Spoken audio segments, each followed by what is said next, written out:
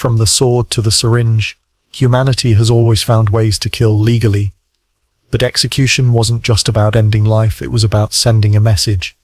Each era, each empire, each execution method reflected society's darkest values and deepest fears. And behind every tool of death was a human being pulling the lever. Let's walk through the chilling evolution of execution and the people who made it possible. In ancient times, execution was public and brutal. Stoning was common in biblical law, not because it was quick, but because it involved the community in the act of killing. Crucifixion, used by the Romans, was a slow, agonizing death designed to humiliate and terrorize.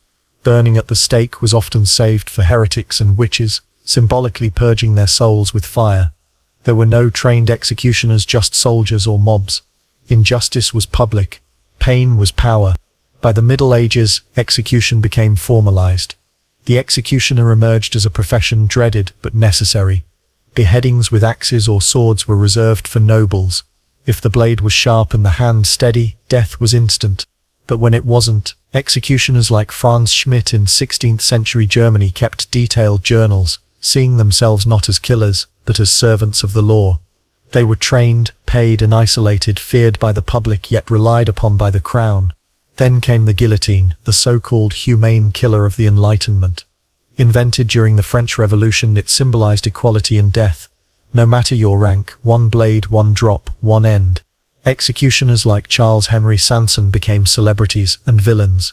He personally executed King Louis XVI, Marie Antoinette and thousands more. This was death industrialized. Fast, efficient, terrifying. In the 18th and 19th centuries, death moved behind prison walls. Hanging became the most common execution method across the West. Done correctly, it broke the neck instantly. Done poorly, it meant slow strangulation. Firing squads were used for soldiers, seen as honorable.